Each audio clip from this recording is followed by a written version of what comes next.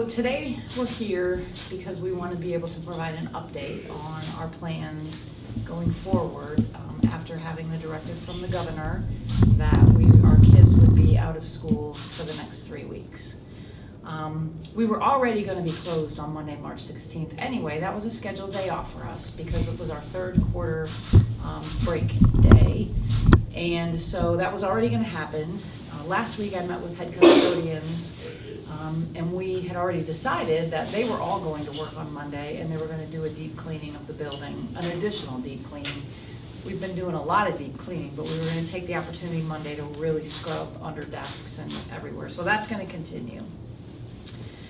So I've crafted up a schedule for the rest of next week that I think hopefully will be conducive to students as well as staff. We are going to have our staff come in on Tuesday and spend that time creating some digital online classes for all kids, grades K through 12. We have several different platforms that we use in the district. Dojo is one that we use for elementary school, and parents are very used to it. And we've realized that we can upload videos and do some lessons through that platform. The other one is we use Schoology a lot for our middle school kids and a lot of our high school kids. And kids are used to that. They can just jump on there and get assignments and work. And then we've opened up Google Classroom for our high school teachers as an additional platform because some people are a little bit more comfortable working there. So the kids know today, the directives are where to go to start to access stuff. Every student in the district should walk out of here at the end of the day with 2 library books in their hands, regardless of whether they have any fines due or anything. They're just all to get 2 books. And we're asking to send home textbooks and any kind of books that you're using within your classroom to make sure that we get those in the hands of our kids.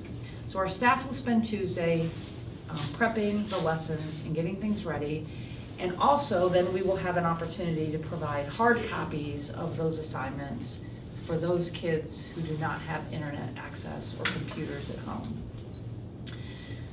Every day next week, Monday, Tuesday, Wednesday, and Thursday of next week, we are going to provide what we call grab-and-go lunches for kids to come to the building to pick up and take with them. These lunches will operate similar to our summer lunch program, but they will be sacked lunches for any child under the age of 18.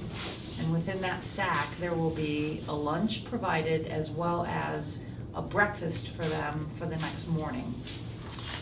It's 1 lunch per student.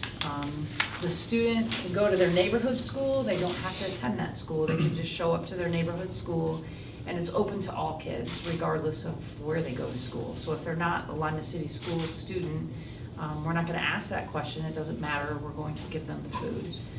And we will continue to do that Tuesday, Wednesday, and Thursday of next week. On Wednesday, in addition to the time that we have our grab-and-go lunch, that will be the one window of time from 10:30 to 12:30 that parents or students can show up at school to pick up the hard copy of assignments that they need because they don't have internet access at home. And that'll be the only 2-hour window that we're going to allow basically people to show up to pick up that work. So we're encouraging everybody to plan ahead and make sure that you're available during that time if you need to pick that work up. We'll run the same schedule on Thursday with our grab-and-go lunches, but on Thursday we're going to double those lunches so that the students have a meal for both Thursday and Friday, and our buildings will then be closed on Friday, March 20th. I want to remind our parents that our 4 food pantries will be open.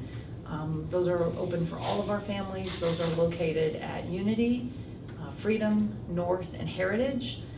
Parents, if they need to go, will just show up at the door, ring the buzzer, tell the person that answers that they're there for the food pantry box.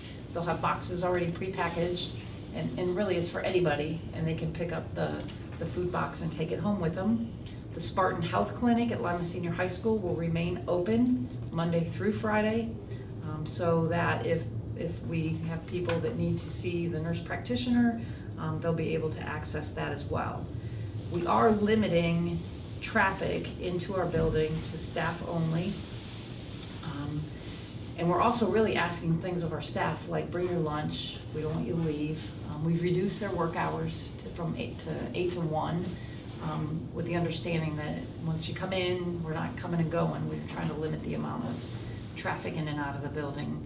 And only staff members and school board members are permitted to be in the building. So people that coach that aren't necessarily, that don't work here will not be permitted to be in the buildings.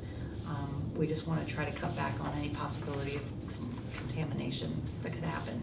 And we'll continue to clean. We have some pretty cool sanitizer machines that we've been using all winter. Our flu numbers have been some of the lowest in the county for our kids. So we think that we've already been doing a pretty good job, and we're just going to keep doing that. So about midweek next week, we'll see how it goes, because I didn't want to go any further than next week just because it changes sometimes by the hour and the day. So by midweek next week, we're going to assess what we're doing, and then we'll put together a schedule moving forward for the following week.